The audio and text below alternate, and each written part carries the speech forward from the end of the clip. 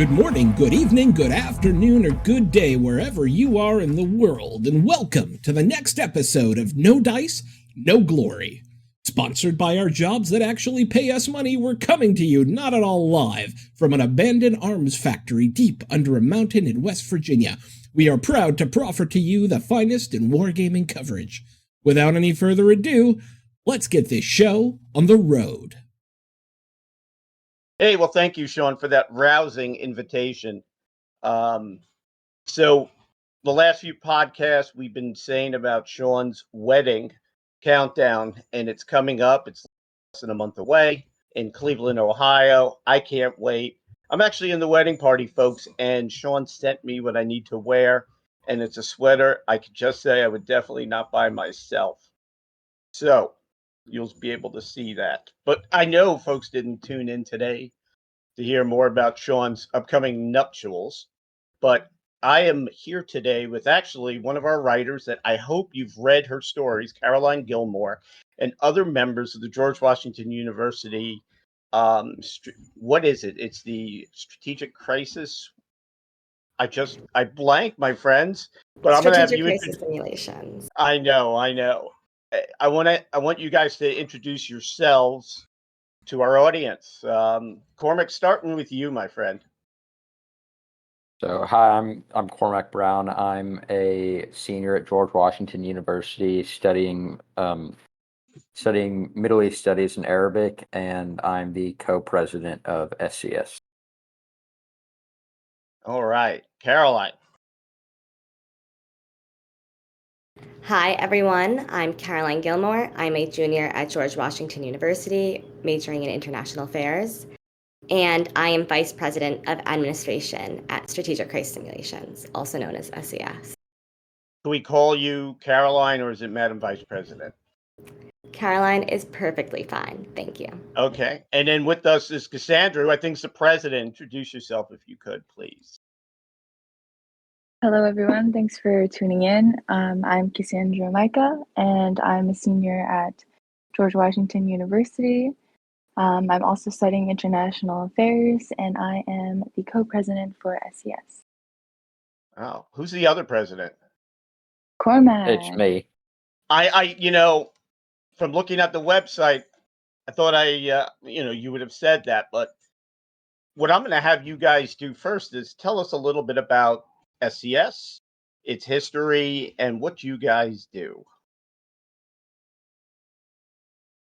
I'm gonna let Caroline take that first.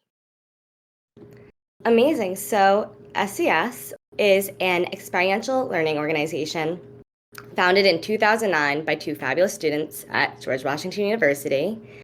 And what we do is direct both short-term drills and longer-term simulations on geopolitical crises for students to sort of learn about the skills of security, diplomacy, and really geopolitical relations through being in the driver's seat.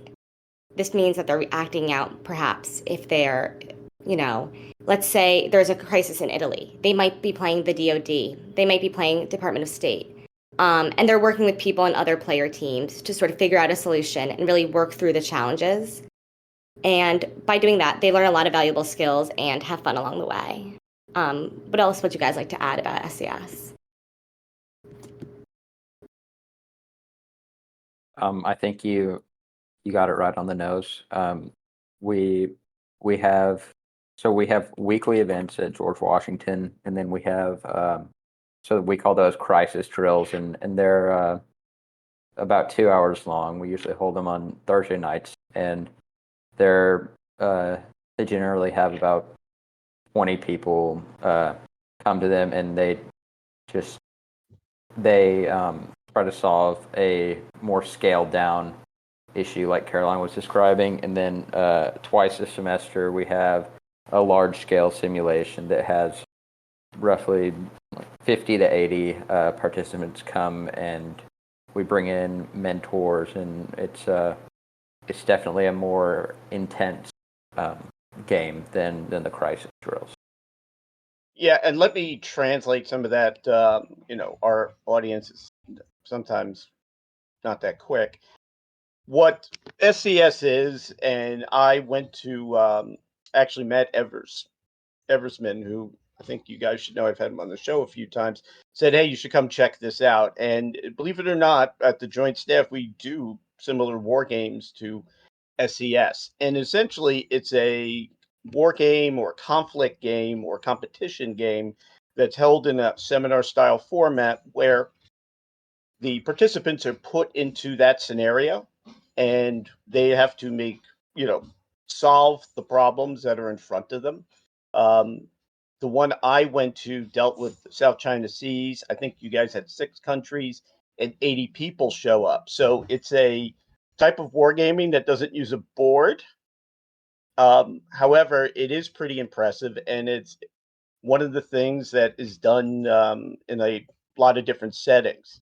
So now we'll turn it over to Cassandra. What do you want to add to that, or did I get it all wrong? No, you got a lot of that right. I guess the only thing that I would add is that for a lot of our crisis simulations, we actually partner with some of the Elliott Schools Institutes, which has been a great privilege and honor. Every year we do 2 crisis simulations that is partnered with the Leadership and Ethics and Practice Initiative. And we've also done crisis simulations in the past with the Space Policy Institute and the Capital Battalion ROTC here, which has been fabulous because they have subject matter expertise and can give us some guidance on that when we're running our crisis simulations. Yeah, and Cassie, I want to follow up too. So let's say somebody was to attend one of these events. Tell us a little bit what that experience is like, either for your 2-hour games or for your longer day-long exercises. Mm-hmm. Yeah, so I guess I'll cover the crisis simulations. But usually, before participants even come to our events, which usually take place on Saturdays, we will send them what we call a background packet. So that's a briefing packet that covers all of the background information that might be pertinent to the game. So if participants are a little bit concerned that they don't have any background information or not much knowledge about a specific crisis, that's not a problem. We're trying to make this as accessible as possible. And so we send those background packets out about 3 days before. And then when they get there, they come to our check-in table where we assign them a badge and a player sheet. So their player sheet consists of the player team that they're going to be on and some information about that, as well as some guiding objectives for them so they have an idea of the things that they can work towards in terms of goals during the game. And then we start in the room with our overall briefing presentation where you get to see what the crisis scenario is. And then as you experienced during our simulation, the biggest chunk of our event, which is probably 4 hours, is the actual simulation time. So participants will break off into their rooms, and then they will have opportunities to interact with each other, negotiate, write up little plans, and then at the end we'll convene and we'll cover all the things that happened during the simulation. So I'll switch it over to Cormac now. How do they interact, and how do they all stay on the same page? One of the things that a lot of games like this it's where they kind of fall apart is the communications, because you do put them in groups where they play out some of the major decision makers of a particular country. How do you guys keep all that information flowing and then adjudicate it? So we to adjudicate decisions that player teams are making, we use the app we're on right now, Discord, and so Never heard of it.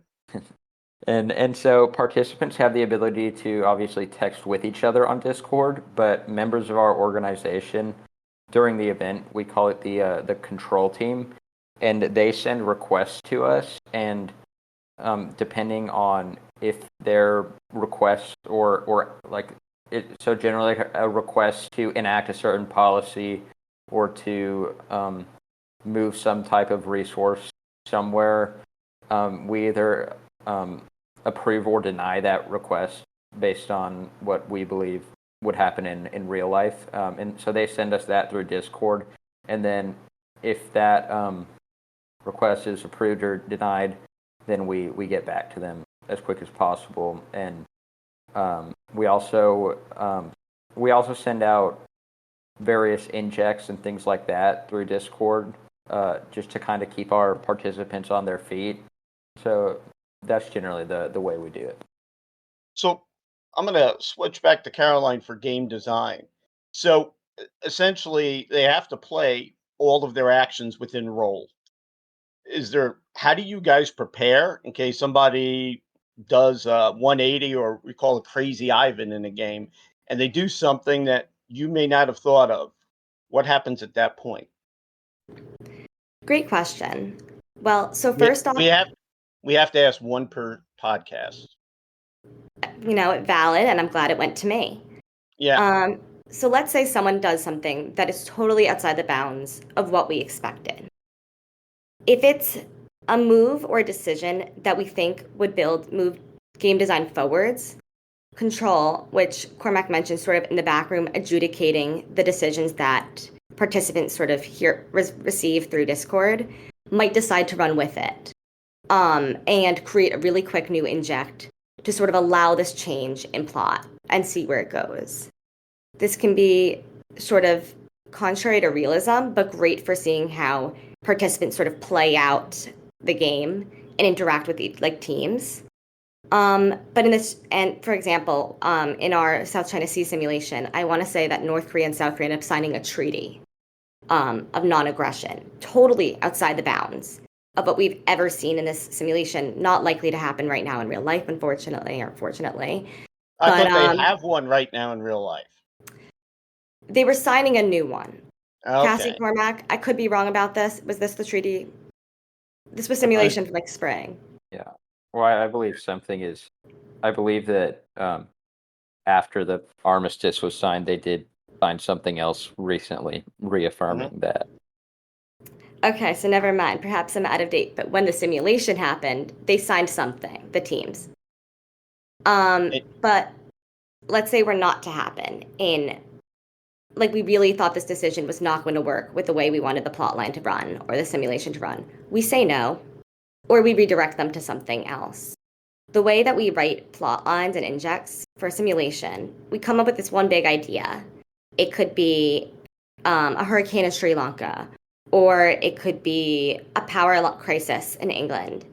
And then we sort of split into 3 groups and go, what would be sort of like the 3 tinier plot lines under this big idea event?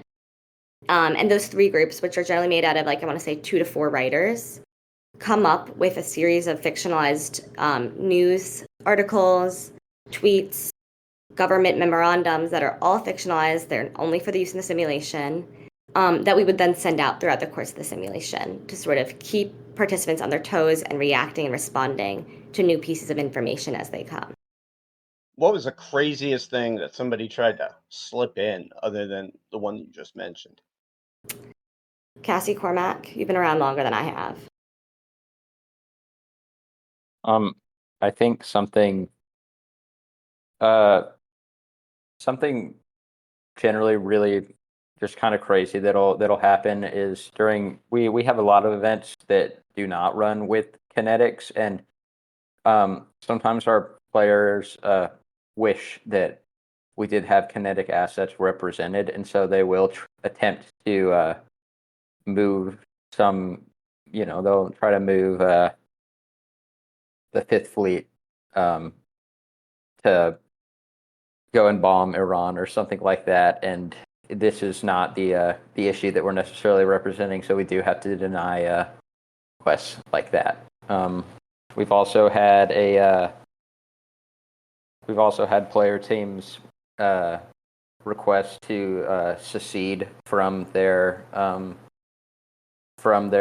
selected countries, and we generally did not make our players we don't usually make them the executive. We never make people the president. So it's generally essentially somebody like the Secretary of Defense trying to secede from a country, which we always have to say no to. Even for funsies. Generally, yes. I was going to hop in, and we do have participants who don't necessarily like try to make crazy decisions, but sometimes just from a general lack of communication with their team, try to do something that is not what we expected. And I think something that I remembered from our space policy sim that we did last winter in December, someone on the US Space Force team tried to raise the DEF CON levels without consulting their principal, which is like the leader of their team. And so that got a lot of teams going, especially the US teams. Yeah, that would be bad. Also, the CSO doesn't have that ability, but there's only 2 people that have that ability. Mm-hmm. So after that's done, and my favorite reference is the one, what was that, 6-hour game that you had. I saw a lot of folks, they were really getting into it. They were having fun. Like that North Korean team last, what was it, April or May? They were just having a great time, kind of just being the troll out of all the countries. Afterwards, you guys take them through a briefing about what happened. Tell our audience, what are the lessons that you guys are trying to impart to them? What's the takeaway of the participants? And I'll throw that over to you, Cormac. I'm sorry. Can you say the question one more time, please? What experience are you hoping with your final briefing? And you brief everybody out about what they just went through for the last 6 Okay. hours. Yeah. So we've definitely kind of evolved the briefing over the last couple of years. We're trying to what we want players to get out of it is they can look back at what they did during the simulation and see if certain actions they took were possibly made in the haste of the moment and it was not the correct thing to do, or if something worked really well and maybe that could be a potential method that they could use in the future, possibly even in the real world, or of course in other games we hold. So you had about, I think, how many folks did you have? The one I went to, I think it was around 80. Yes, that's how many signups we had. Tell me about what the average student, because most of them are students. Tell me about the population, the demographics that you get to sign up and play your games, because it wasn't just George Washington students. And I'll throw that over to you, CWIS. Awesome. So there's definitely a mix of people at the typical SES simulation. You'll get the GW undergraduate student who may be studying international affairs or history, poli-sci, are organizations open to students from all majors, so no prior sort of background in the area necessary, who just sort of want to experience sort of what it feels like to play out geopolitical crisis or one of the other topics we were discussing. You'll get graduate students who heard of our work somehow and want to just see what it's like, or are really interested in wargaming, looking for that professional experience and interacting with mentors. And then what we're also really lucky about is we get people from other schools and other states. So we have people coming from the Georgetown Wargaming Society in Georgetown, which is just a little bit further from us, American, Howard, IWP, and then we also have, I want to say, some students from the Naval Academy, which is really great because I think, as I want to say either Cassie or Cormac previously mentioned, they just provide that other perspective on sort of how would the military function, or how do we really go through those decision-making sort of processes. And because they're playing in a team, I think they all really benefit from learning from one another. And sort of growing alongside one another. Yeah, I got to tell you, is from being on the faculty of the Air Force Academy, anytime a cadet or midshipman says, wait, I got this, I know all about it, I'm starting to look for a fire exit. But overall, it seemed like everybody had a really good time. how long does it take to kind of plan one of these things out? I know you guys have one coming up in the beginning of October. How long have you been working on it? Is it a pre-canned script? How how big is the team that puts these things on? I'm going to kick that over to you, Cassie. Yeah, so for context, I was the vice president of programming last year, so I was helping oversee this. And then the year before that, I was on the programming team working on these simulations as well. I would say on average, it takes about 4 to 6 weeks before our planned date that we formulate our simulation. And each week there are different steps to it. The intro weeks, we do a lock-in presentation where we give some contextual background on the crises that we choose to our writers. And then as the weeks progress, we work on our injects, which are these like spontaneous crisis events that happen unrelated to our main plot line for participants to stay on their feet and remain engaged, and then continuously working on the materials throughout those weeks. And as for developing them, I would say the former SESers and all of our alumni have created this great foundation so we can just follow the structure. They have given us all the templates that we need to create our player sheets and our background packets so we can continuously reuse those. Those are our script. But as for everything else, it's pretty new and we try to keep it fresh every time.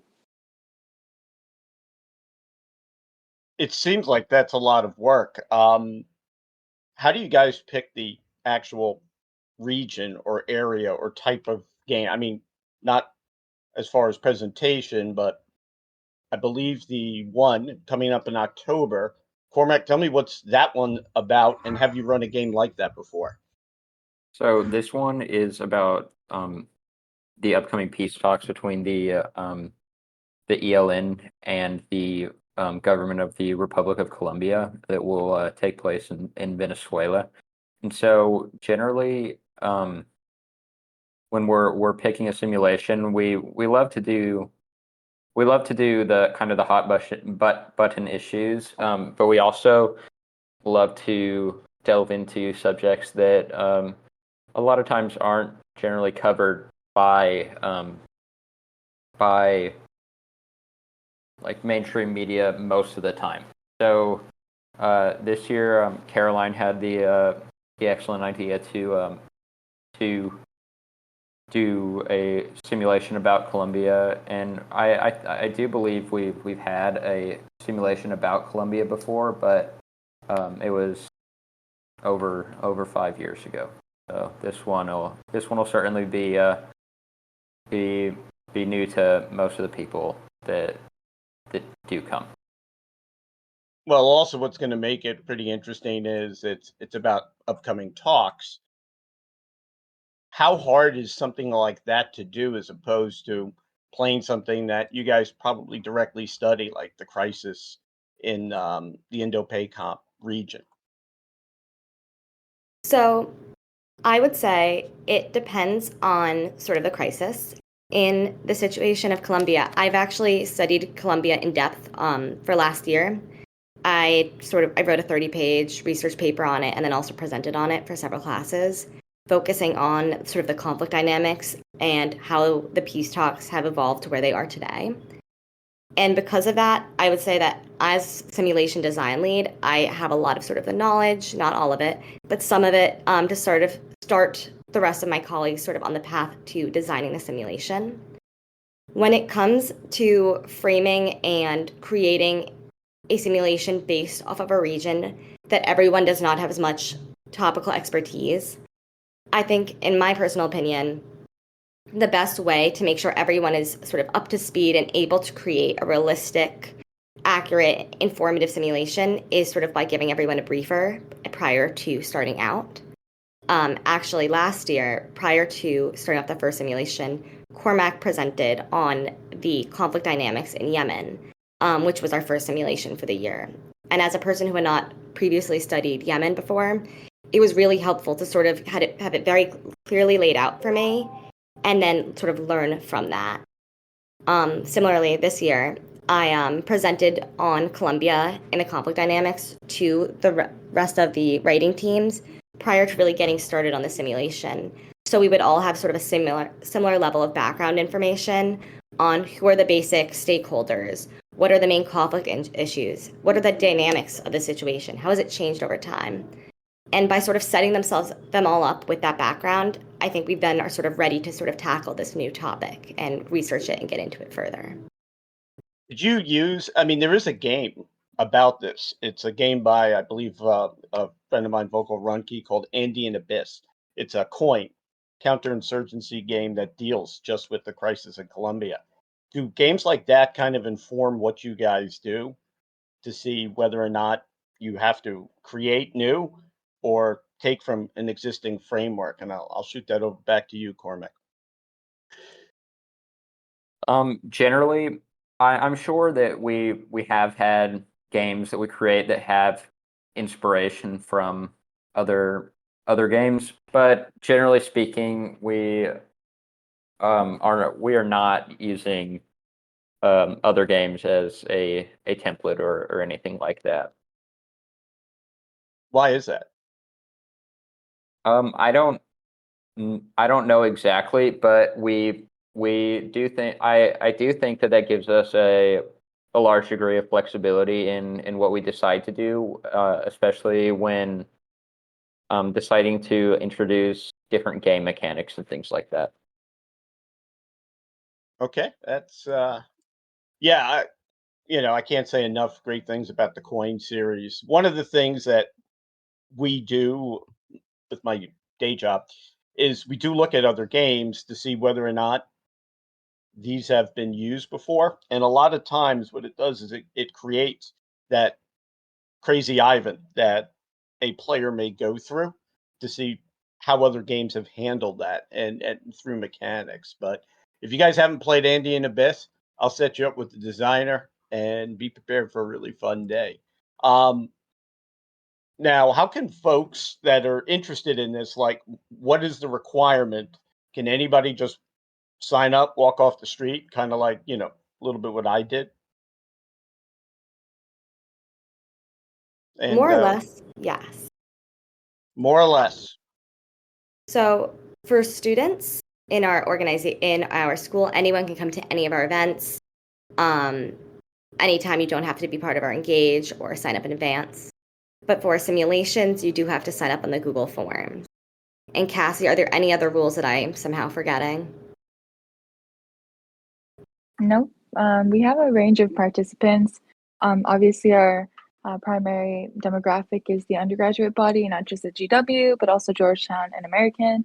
But we've also had professionals, people who are actively working on these topics in the professional field come participate. So yeah, all are welcome, and we appreciate your attendance. Yeah, name some of the folks that have come and helped you out with the games. So we have had people who are our mentors. So our mentors are professionals in the field who give their time so graciously on a Saturday to essentially observe our participants. And while they're observing, some of these mentors have their subject matter expertise. And so at the end of our simulation, during our debrief, these mentors have an opportunity to provide some feedback. They tell the participants, this is what I saw, this is what I thought you guys did well, and this is what I thought that you guys could improve on. And we've had excellent mentors from academia to the government.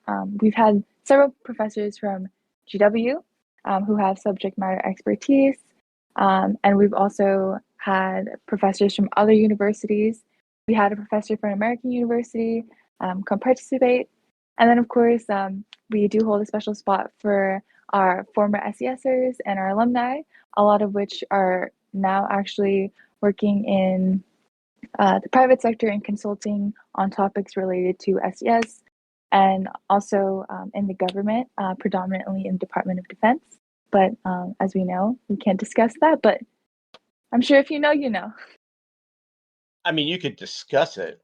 It's the largest employer in this area. I mean, you can't swing a dead cat without hitting somebody that says they work for the government. Whether or not it's true or not, I don't know. Um, what is the role of? Do you guys have academic advisors that come from George Washington? I mean, are you doing this for fun, for resume fodder, or is there a grade attached to it? And I'm gonna go back to CWIS for this one. So there's no grade attached to it. I think fortunately, it really allows us to be creative and really explore our interests without sort of attaching it to academic validation or fear of a bad grade. And we do not have an academic advisor. We previously had a fabulous academic advisor, but he recently left. And so instead, we're really doing this because we're passionate about, I would say, really educating, teaching other students about strategy, exploring, innovating.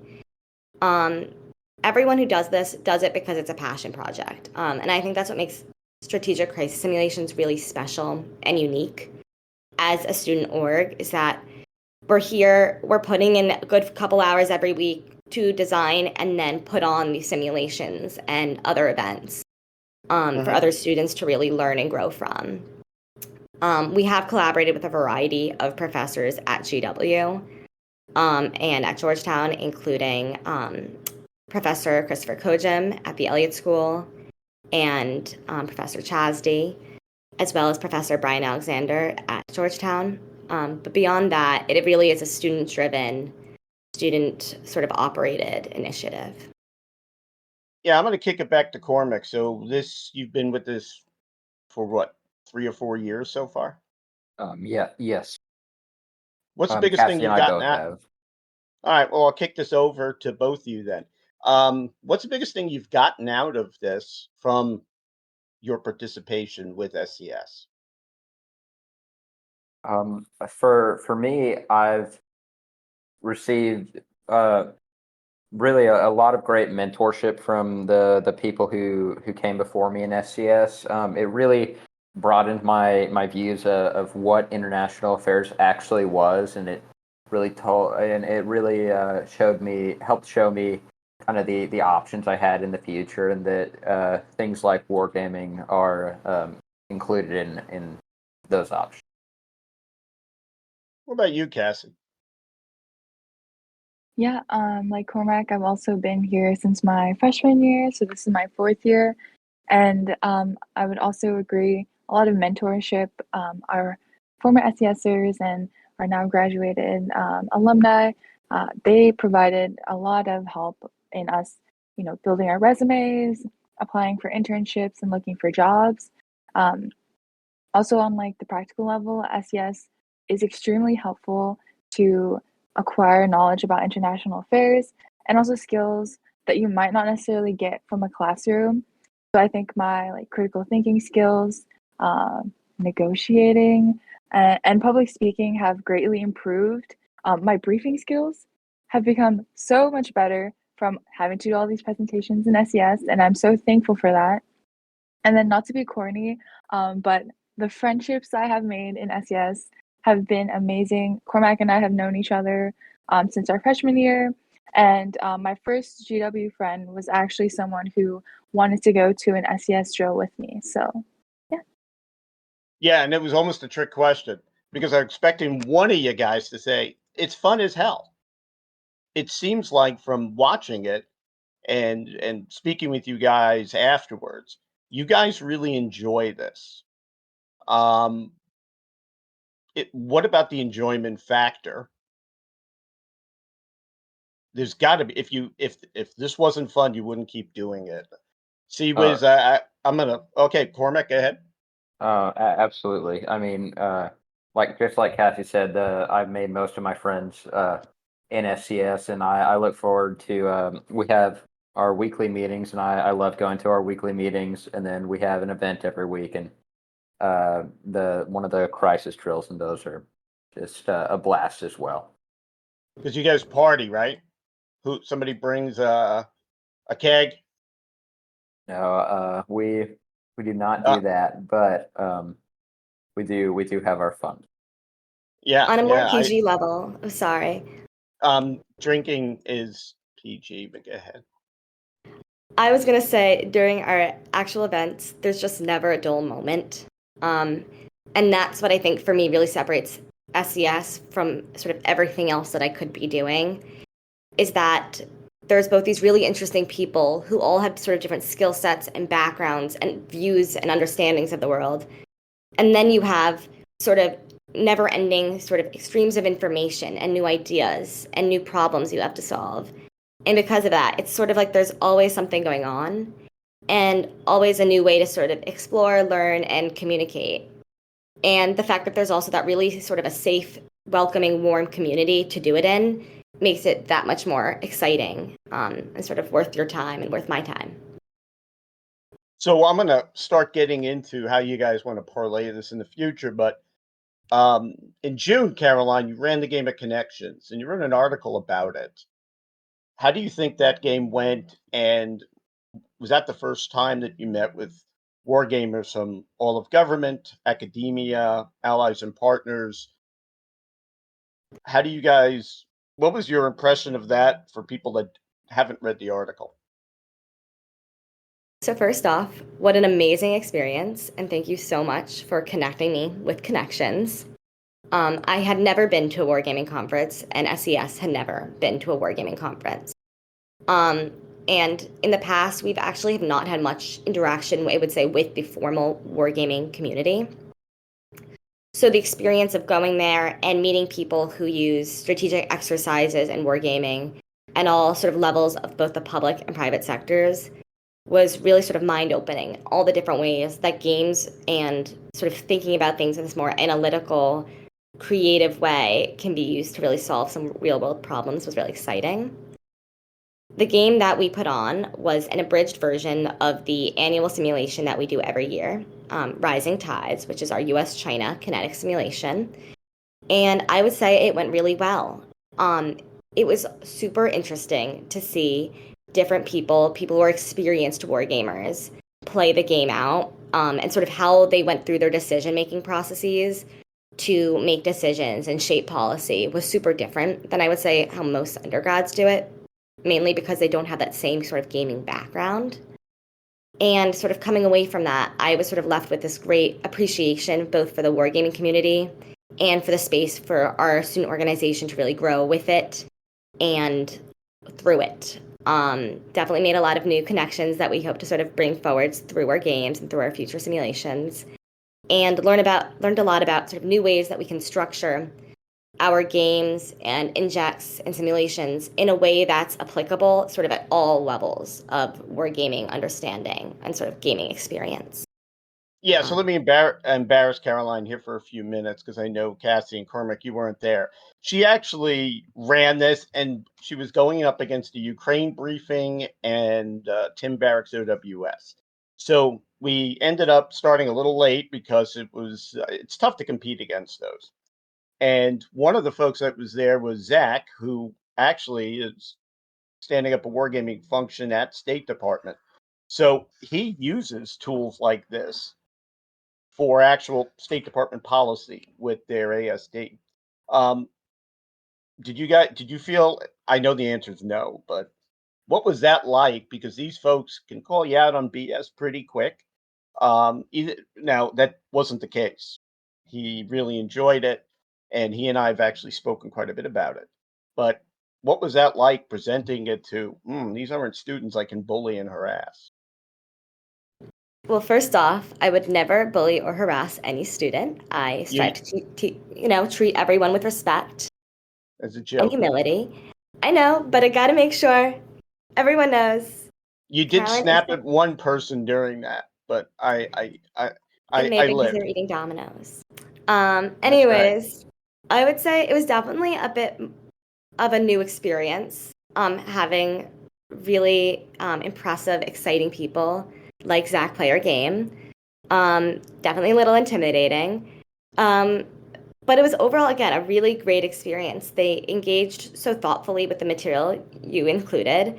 And it was sort of just, again, so interesting to see the sort of energy with which everyone took to sort of the crises and the decisions and sort of a much more strategic lens was just, again, a really great learning experience for It, me on control.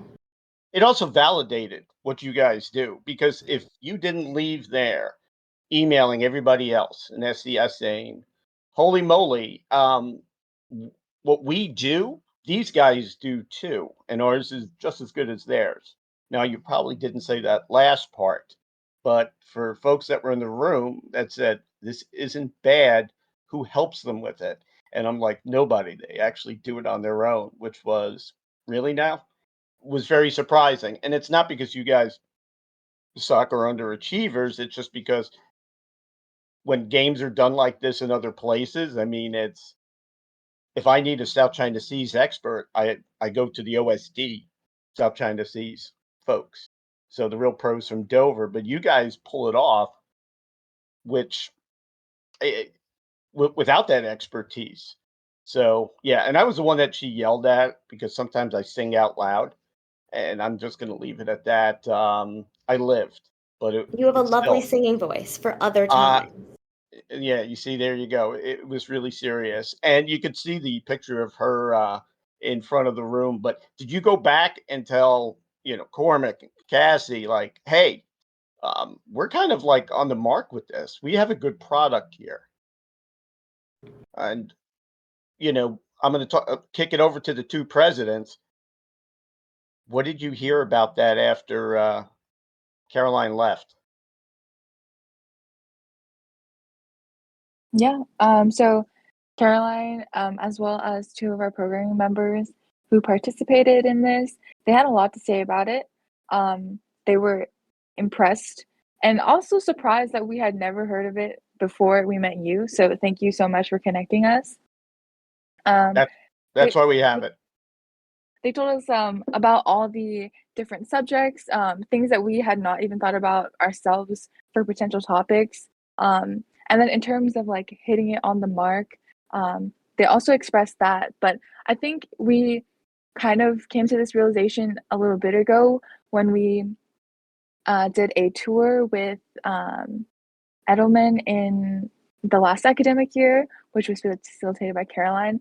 They actually told us about their crisis simulation practice, and when they were running through all the things that they did and all the aspects and components of their simulations, we were like, wow.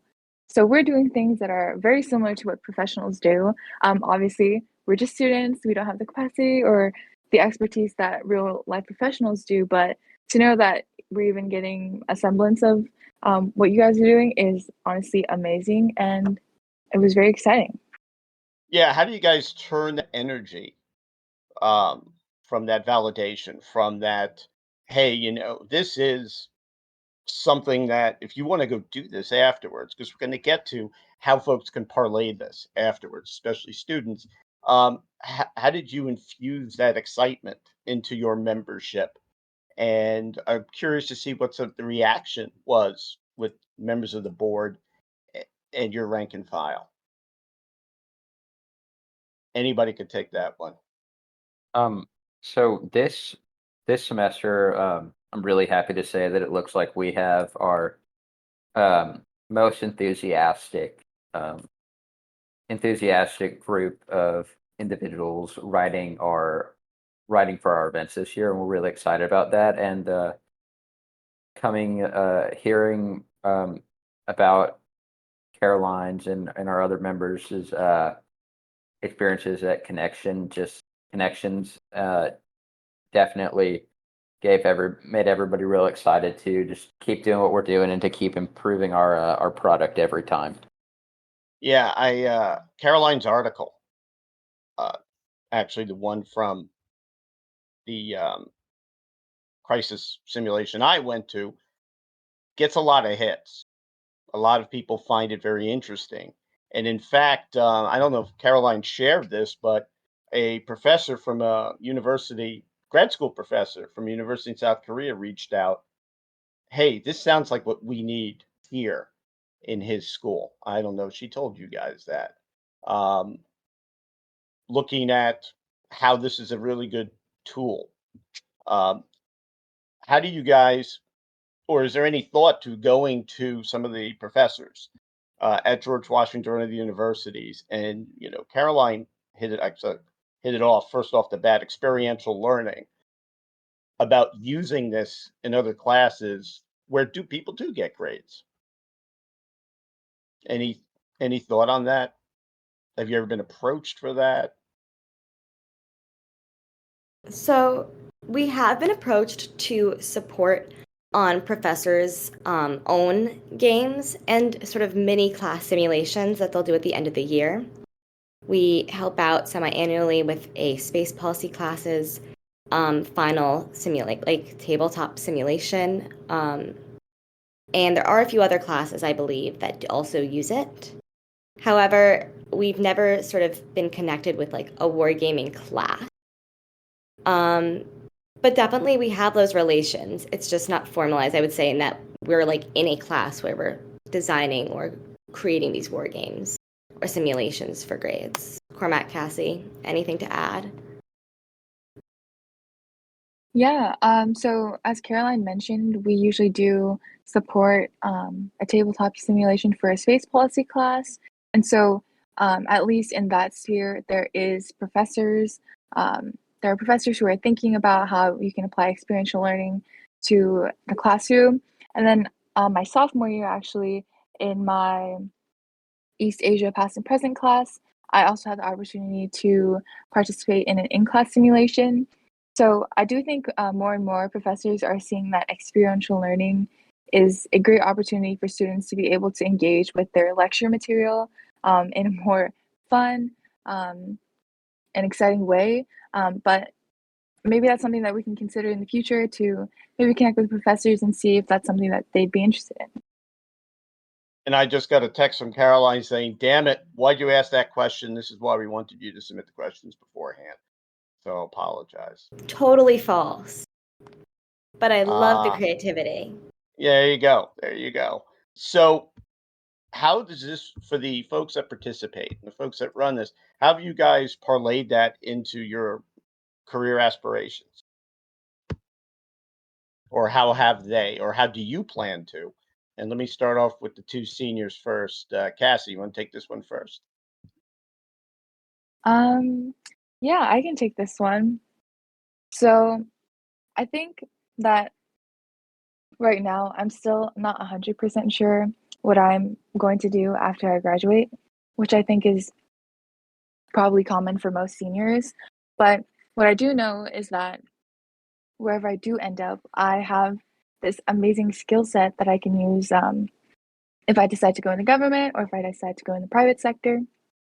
I feel very confident that the skills that I've obtained at SES I can use in the field.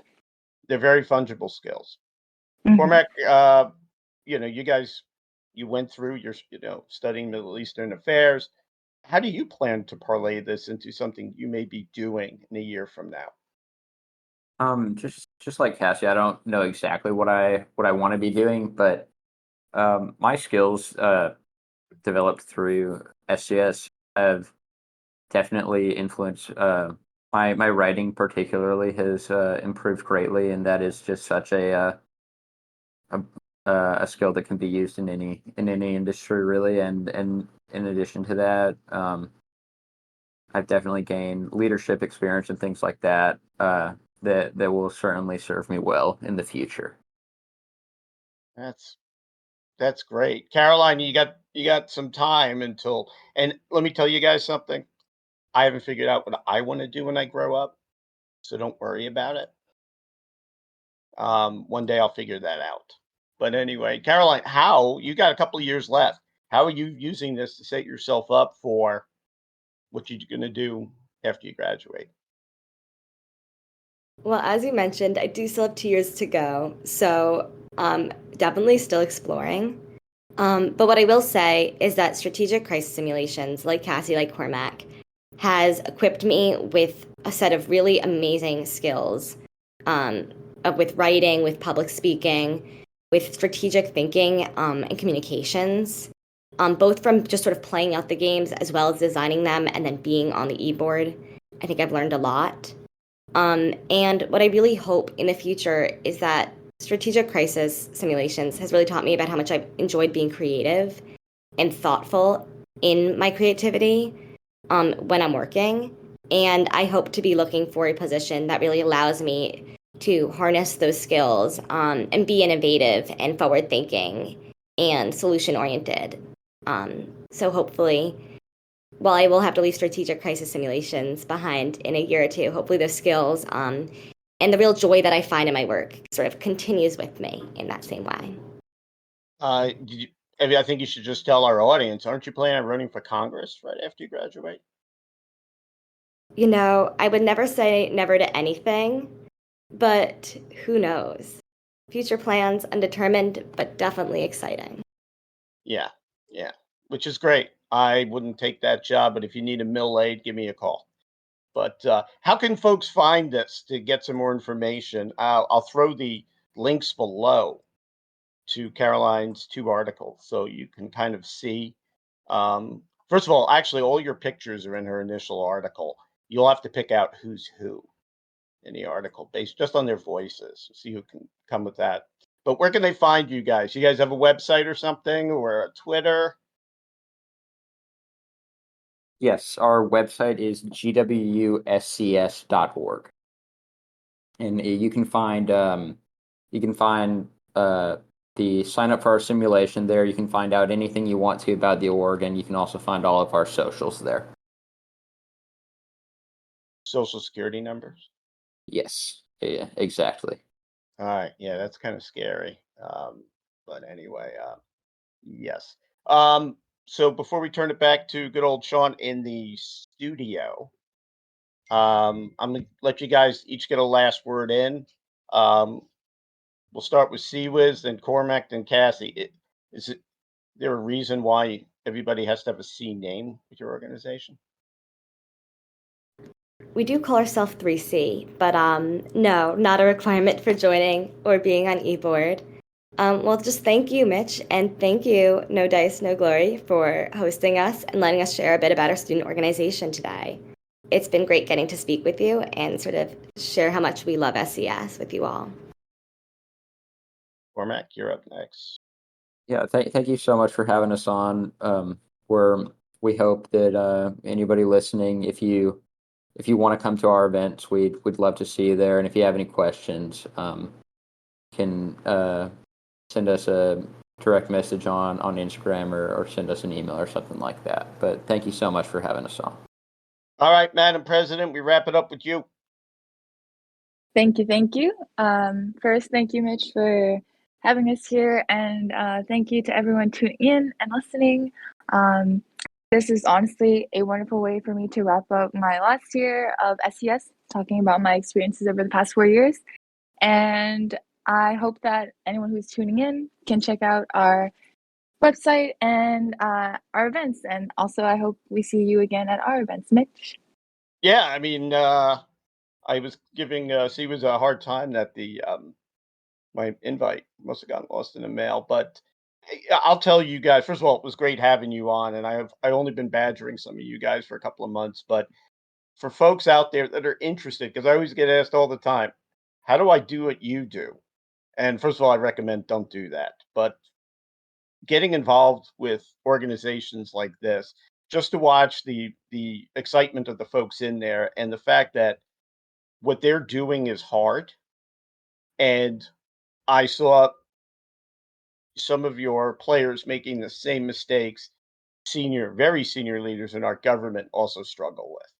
So just watching that great product, and it's something like I said to you guys there, I fully support. Tell us what we can do. And I'm going to turn it back to Sean in the studio, but thank you guys very much. I know this is Sunday. It's football Sunday, and I know some of you guys are really big sports fans, but I'm going to turn it back to Sean in the studio, and we'll speak to you soon. Thanks so much for joining the show tonight. Remember to follow us on Twitter at No Dice, No Glory, and keep the conversation going on NoDiceNoGlory.com, now featuring our own message boards. Have a great night, everybody.